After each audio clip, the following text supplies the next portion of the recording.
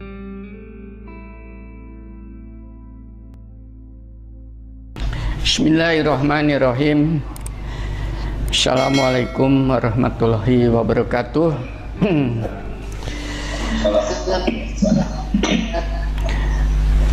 Saudara-saudara, bapak-bapak, ibu-ibu, pencinta kajian Bima Sakti dimanapun Anda berada saat ini, kita bersyukur kepada Ilahi masih dikasih kesempatan di dalam masa yang demikian sulit untuk berkomunikasi secara fisik, tapi kita masih bisa berkomunikasi lewat udara ini, yaitu melalui Zoom meeting. Mudah-mudahan kita cukup sabar untuk menghadapi ujian musibah pada bangsa ini. Malam ini saya spesial akan berbicara tentang sebuah judul yang sebetulnya sudah banyak dikemukakan oleh masyarakat, ya. Akan tetapi mungkin yang belum dikaji adalah kedalaman daripada judul itu tadi, yakni judulnya sederhana: Allah bersemayam di atas hati yang lembut. Tentunya hati manusia di sini, ya. Itu gimana? Kenapa sampai judul itu muncul? Dan ini setelah saya kaji di dalam Al-Quran, sebetulnya inilah esensi Islam. Ya, di sini esensi kemanusiaan tuh di sini. Ininya gagal dipahamin, maka ibadah apapun yang kita lakukan itu tidak memberikan sebuah nilai tambah bagi yang bersangkutan. Sebelum sampai kepada masalah itu, saya ingin menempatkan dulu hubungan antara Allah dan manusianya, karena di situ ada statement bersemayam di atas hati manusia. Jadi Allah dan manusianya ini tadi, ya, itu tadi. Tentunya pengertian bersemayam itu apa nanti di belakang nanti Anda akan paham itu tadi. Ya, ini. Tapi yang penting adalah apa hubungan antara Allah dan manusianya. Ternyata hubungan Allah dengan manusia itu sangat lekat. Kalau bahasa genetik itu linkage, atau bahasa syariah itu melekat, ya, tidak bisa dipisahkan. Ini tolong ini disadarin, ya, oleh siapapun Anda yang belajar tentang pengenalan terhadap Ilahi. Saya ambil dari sebuah statement Allah itu sendiri. Anda bisa buka surat Syad, surat ke-38 ayat 72. Saya baca saja. Kemudian apabila telah aku sempurnakan kejadiannya. Nah, dalam hal ini kejadian ini adalah kejadian fisik, ya, walaupun konteks ini ada hubungannya dengan Adam dan terulang lagi pada Isa Al-Masih.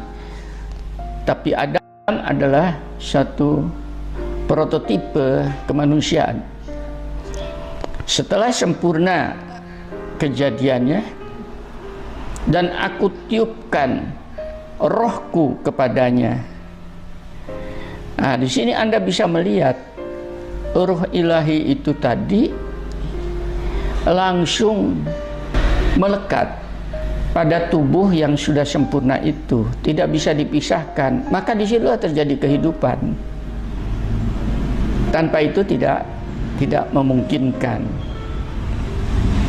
Sehingga statement di bawah itu, maka tunduklah kamu dengan bersujud kepadanya. Ya, ini harus diambil bahwasanya kejadian manusia itu tadi ada unsur ilahi di situ, maka seluruh makhluk-makhluk ilahi yang lainnya disuruh sujud itu adalah mendukung fungsi ketuhanan yang terbawa pada manusianya itu sendiri.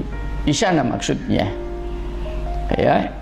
Jadi sekarang Anda sudah bisa memahami bahwa pada diri Anda itu ada unsur ilahiyat, ketuhanannya. Ini coba dirasakan itu.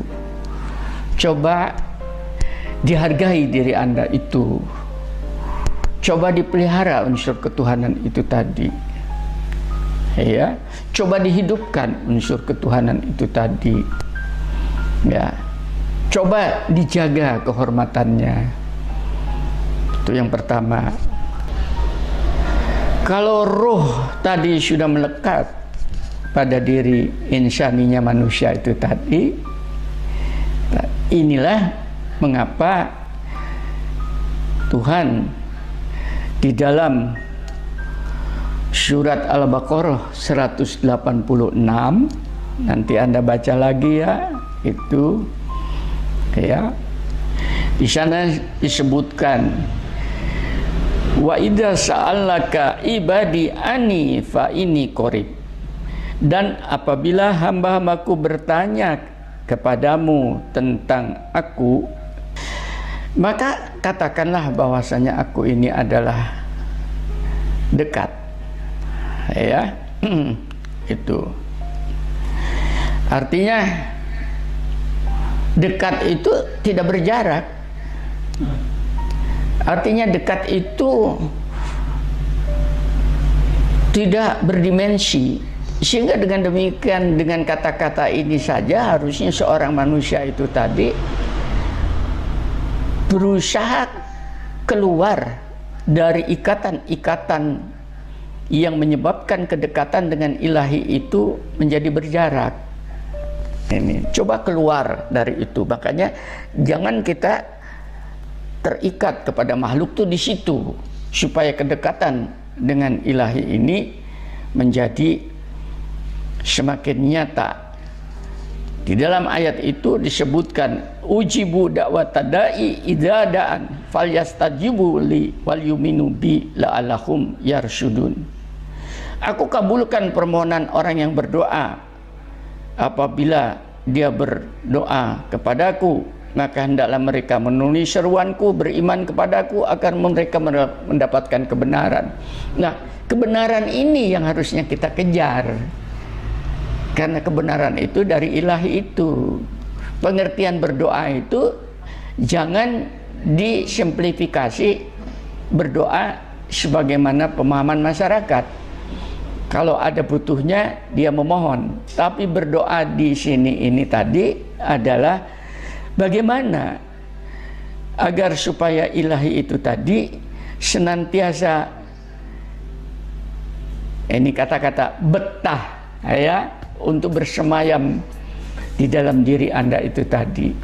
Maka kalau sudah kayak demikian, sudah tidak ada jarak dan ruang itu sendiri. Anda belum bicara ya, maka sudah diketahui.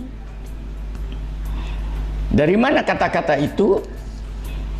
Dari surat ke-50 ya, surat Qaf ayat ke-16. Walaqad khalaqnal insana wa na'lamu ma tuwaswisu bi nafsuh wa nahnu aqrabu ilahi min hablil warid. Dan sungguh kami telah menciptakan manusia dan mengetahui apa yang dibisikkan oleh hatinya. Anda bisa bayangkan, kembali lagi hati ini tadi. Ini yang dikatakan bersembayang itu di dalam hati manusia itu di sini. Dan kami lebih dekat kepadanya daripada urat nadi. Nah, saya terjemahkan bukan urat leher, tapi urat nadi, karena itu jalannya darah. Tuh, kalau binatang itu disembelih itu kan nadinya itu diputus. Nah, di sini. Anda bisa melihat di sini tadi. Jadi tanpa harus keluar lewat mulut, permohonan kita, keinginan kita itu tadi, ya, akan tetapi di dalam kalbu kita itu sudah diketahui oleh Allah. Makanya belajar bagaimana supaya Tuhan itu berkenan untuk bersembayam di dalam hati kita itu tadi, itu tergantung Anda sendiri, ya. Itu yang pertama, ya. Lain lagi di dalam ayat lain bahwa Allah itu tidak kemana-mana, tapi Tuhan itu ada di mana-mana. Ini, ya. Nanti Anda bisa membaca di dalam surat ke-57 surat Al-Hadid ayat 4. Saya baca yang di bawah, ya. Wa huwa ma'akum aina ma kuntum. Sungguh Dia bersama kamu dimanapun kamu berada. Apa bukan melekat itu tadi? Apa bukan lingkit? Dia tidak pernah meninggalkan kita sedikit pun. Anda baca itu. Jadi dengan demikian, kalau statement ayat ini tadi itu sudah disampaikan kepada ilah, itu sebetulnya rahasia kehidupan. Bahwasanya, ya, Allah itu selalu bersama kamu dimanapun kamu berada.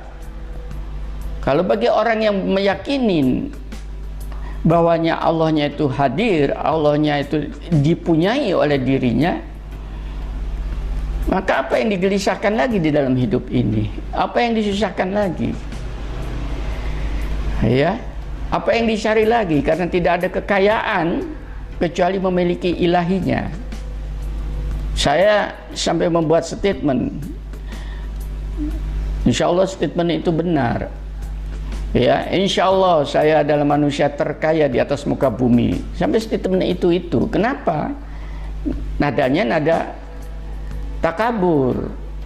Kalau dilihat daripada materi, tapi dari esensi kebenaran, orang yang memiliki Tuhan dan selalu bersama dengan ilahi, maka dialah orang yang terkaya di atas jagat raya ini, sehingga dia tidak membutuhkan apa-apa lagi. Itu maksudnya. Lah, hati tidak bergerak selama kita itu hati itu selalu cenderung untuk mengumpulkan materi dan sebagainya. Ini bukan berarti tidak boleh, akan tetapi ada faktor pembatas gitu. Jangan bergeser ilahinya itu tertukar oleh kebutuhan-kebutuhan yang nilainya sangat rendah sekali, ya. Di dalam ayat lain, ini kebersamaan ini tadi Anda bisa membaca di dalam surat Al-Mujadilah, ditulis, ya, ayat 58. Surat 58 ayat 7. Jangan hanya dilihat, tapi jangan dilihat saya terus. Ditulis supaya Anda terjadi pengkayaan. Ya, saya baca yang di tengahnya. Ya. Langsung saja, ya. Dan tidak ada, ini panjang soalnya ayatnya. Gitu. Tapi yang saya tengahnya dan tidak ada yang kurang dari itu atau lebih banyak, melainkan Dia pasti ada bersama mereka dimanapun mereka berada. Ini ayat ini berbicara tentang keberadaan Allah kemanapun kita melangkah. Saya misalnya sekarang bertiga, ada Pak Anton, ada Pak Budi, sebetulnya bukan bertiga, yang keempat adalah Allah. Ayat itu berbicara begitu, ya, tidak berempat, yang kelima adalah Allah, tidak lebih dan tidak kurang daripada itu. Artinya dalam kesendirian pun kamu jangan pernah merasa kesendirian, karena yang kedua adalah Allah. Sehingga dengan demikian Anda akan terhibur, tidak akan pernah merasa kesepian. Ya, itu. Saya kalau di dalam bertafakur itu salah satu ayat ini saya gunakan. Tuhanku, perkenankan saat ini aku berdua-duaan dengan Engkau. Ya. Janganlah aku merasa kesepian dalam kesendirian, karena aku dalam keramaian bersama Engkau. Ini ayat ini menjadi doa. Itu. Ini yang namanya bersemayam Allahnya di atas hati Anda. Hati yang lembut yang bisa bicara begini, bukan teriak-teriak di loudspeaker di masjid. Ya, ini hati lembut. Banyak sekali.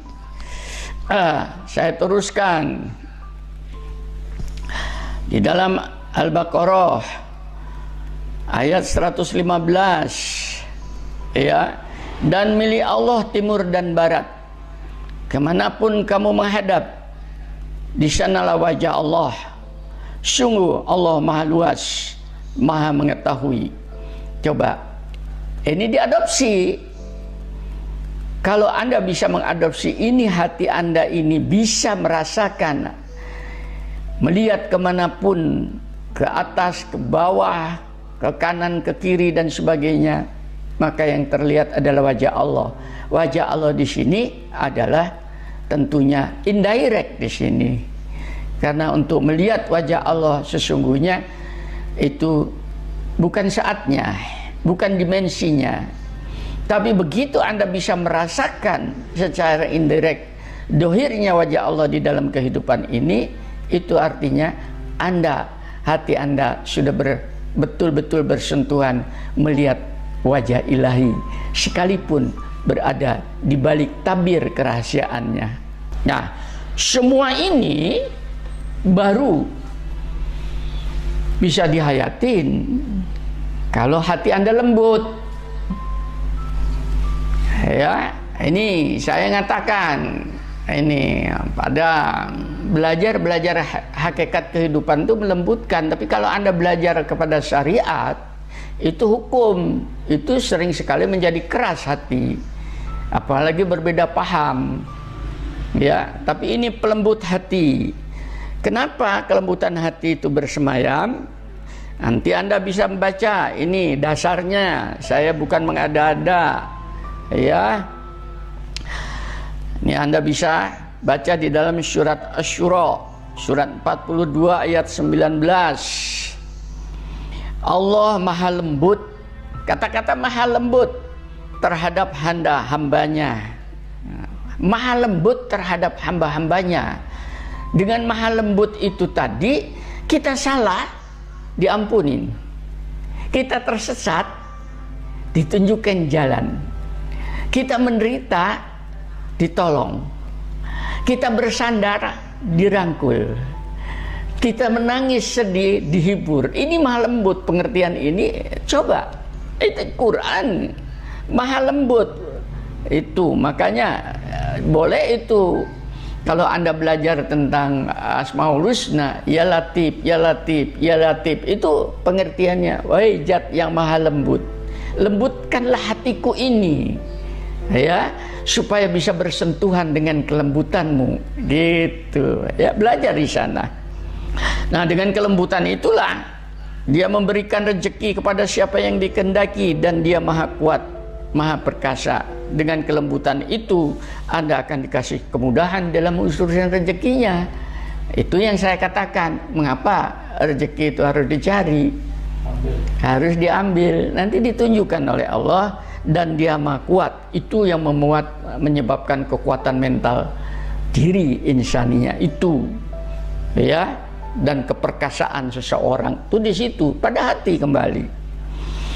Ayat yang kedua tadi tentang kelembutan, Anda bisa baca di surat Al-Ahzab, surat ke-33 ayat 34. Dan ingatlah apa yang dibacakan di rumahmu dari ayat-ayat Allah dan hikmah. Nah, ini saya membacakan firman yang saya sampaikan tentang hati, Al-Hikmah namanya. Ya, sungguh Allah maha lembut, maha mengetahui.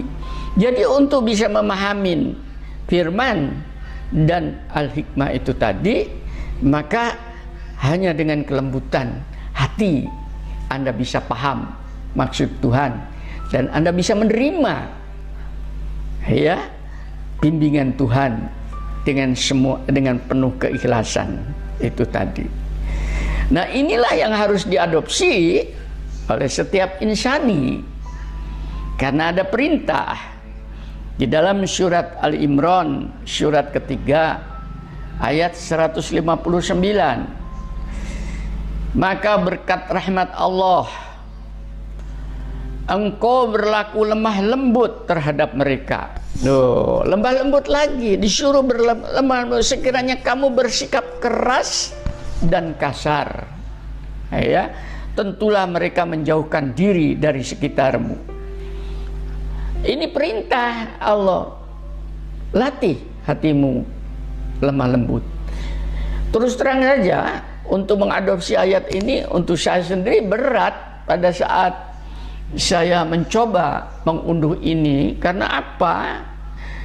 Caci maki banyak lewat SMS ya, dan macam-macam itu tadi. Tapi saya harus menerima itu sebagai bagian daripada sunatullah, hukum sosial, di mana kita menyampaikan kebenaran, pasti di situ ada reaksi yang tidak suka hadirnya kebenaran. Bahkan mereka belum mengerti pun sudah membuat komentar. Itu sudah biasa. Di dalam ayat lain itu dari tindakan, memohonlah kepada Tuhanmu dengan rendah hati dan suara yang lembut. Dia tidak menyukai orang-orang yang melebihi batas. Itu di dalam ayat Al-Araf 50 surat 55 tadi ya. Jadi kita disuruh meminta kepada Allah itu dengan suara yang lembut. Suara apa? Suara hati. Itu latihannya ke sana. Ya. Tuh. Bahkan para nabi itu semuanya dengan suara-suara yang lembut. Ya. Maryam ini ketika dia berdoa kepada Tuhannya dengan suara yang lembut. Semuanya begitu. Kapan ini mau kita pelajari? Nah, sekarang itu dasar filosofisnya, dasar pemikirannya, dasar syariatnya dari ilahi seperti itu. Jadi saya bukan mengada-ada, tapi memang ada di dalam firman-Nya itu. Apa artinya Allah bersemayam di atas hati yang lembut? Tadi kan kata-kata bersemayam ya. Apakah dia duduk? Apakah dia nongkrong? Bukan begitu. Yang dikatakan bersemayam di situ adalah faktor ilahiyatnya yang mendominasi rongga dada Anda. Faktor ketuhanannya ini yang akan memancar dari rongga dada Anda pada kolbu Anda. Ya, yang pertama tentang ilmunya itu. Jadi dengan demikian seseorang yang sudah disemayamin oleh ilahi pada hatinya yang lembutnya itu tadi, dia akan digerocok pengetahuan ilahiyat yang dianggap memadai untuk yang bersangkutan. Anda bisa baca di dalam surat kedua ayat 255. Ini yang biasanya ini ayat kursi ya. Itu tadi. Allah tidak ada Tuhan yang berhak disembah melainkan Dia yang hidup kekal lagi terus-menerus mengurus makhluknya, tidak mengantuk dan tidak tidur. Kepunyaannya apa yang ada di langit dan di bumi. Tiada yang dapat memberi syafaat di sisi Allah tanpa izinnya. Allah mengetahui apa-apa yang di hadapan mereka dan yang di belakang mereka, dan mereka tidak mengetahui apa-apa dari ilmu Allah melainkan apa yang dikehendakinya. Nah itu dulu Jadi Allah mengetahui apa yang di depan, artinya nasib kita kemana, apa yang di belakang, ya, yang kita tidak tahu. Dan tidak ada seorang pun yang mengetahui. Jadi pada dasarnya pengetahuan kita itu adalah pemberian ilahi. Semakin kita itu hati itu layak untuk ditempati ilmu Tuhan, maka akan semakin luas pengetahuan kita. Itu yang dinamakan menjadi orang bijak.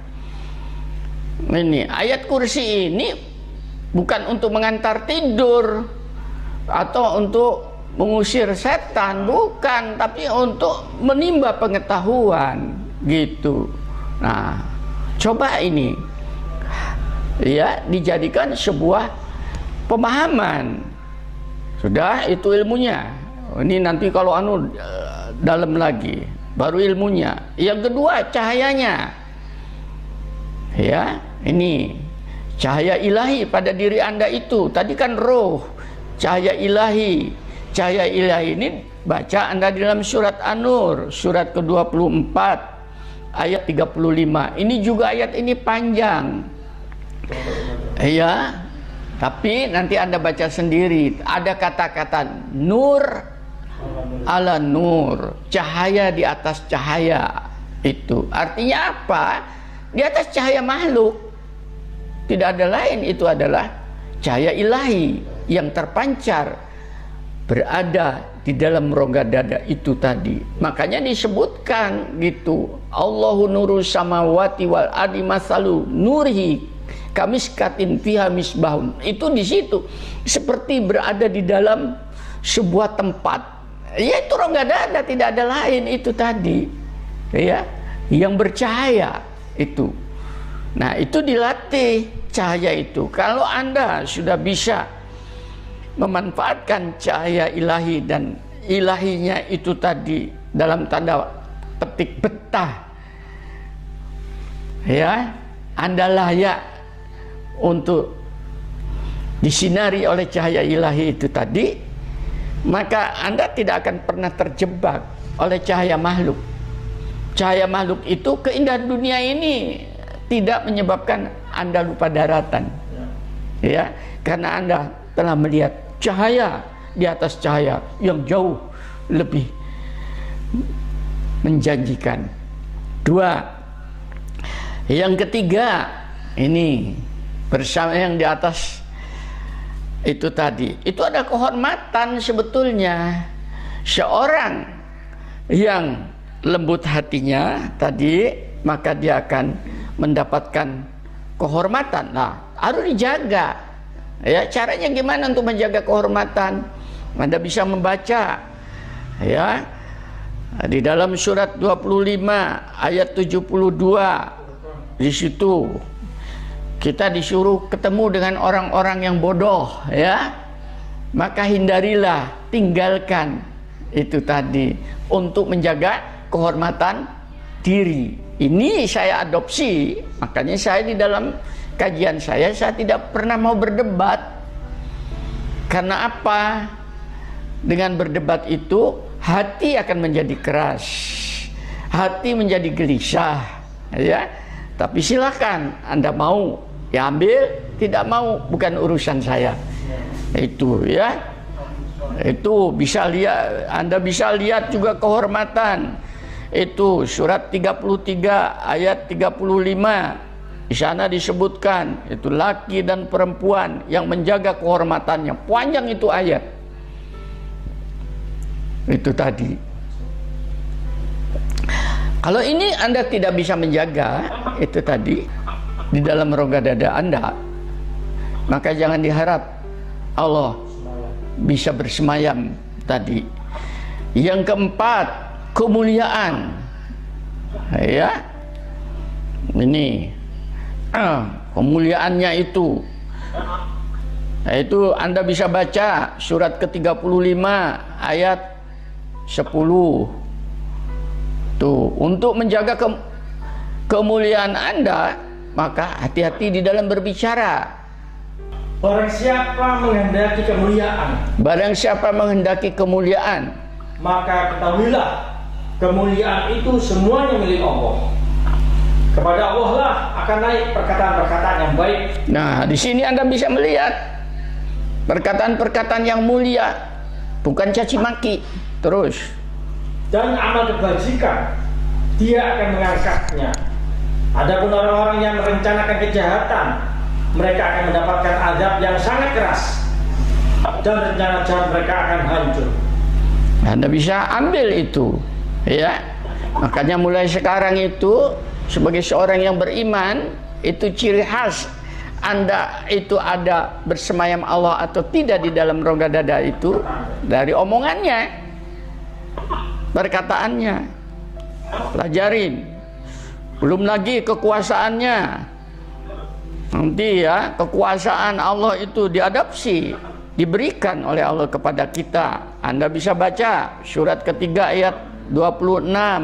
Katakanlah, wahai Tuhan yang memiliki kerajaan, Engkau berikan kerajaan kepada orang yang Engkau kehendaki, dan Engkau cabut kerajaan dari orang yang Engkau kehendaki.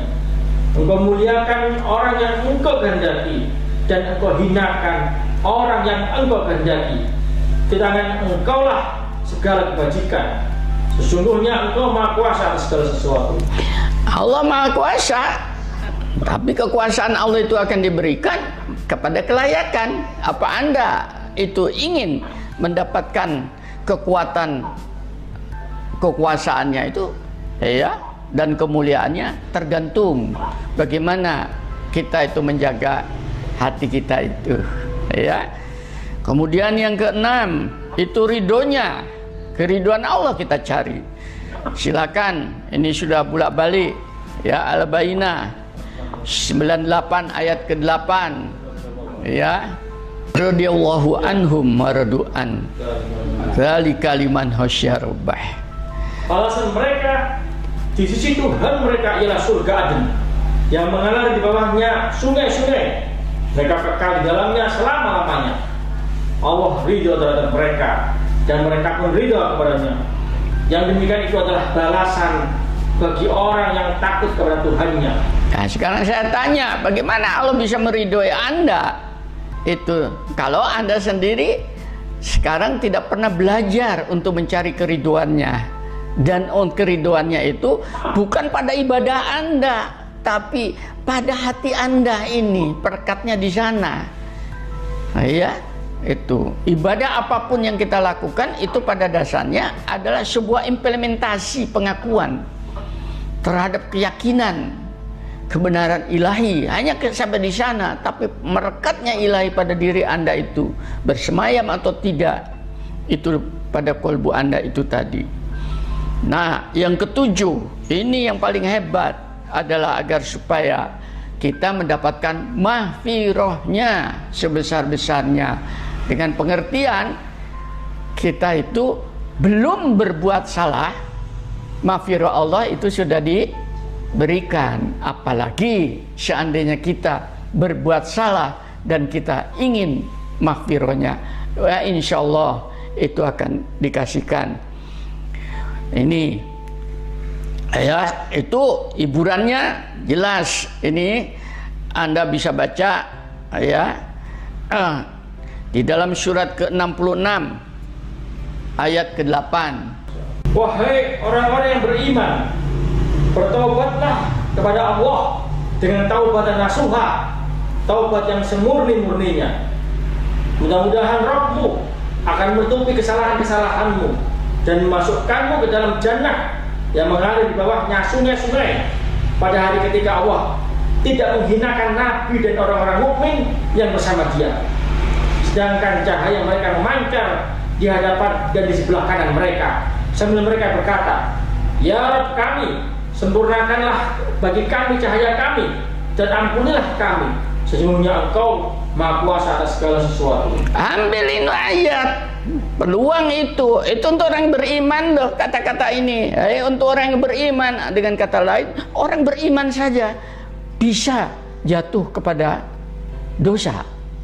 Ada peluang untuk memperbaiki dirinya itu tadi dengan sungguh-sungguh. Ini tadi, ya. Bahkan pada ayat surat ke-39, Itu, ini sering ayat ke-53.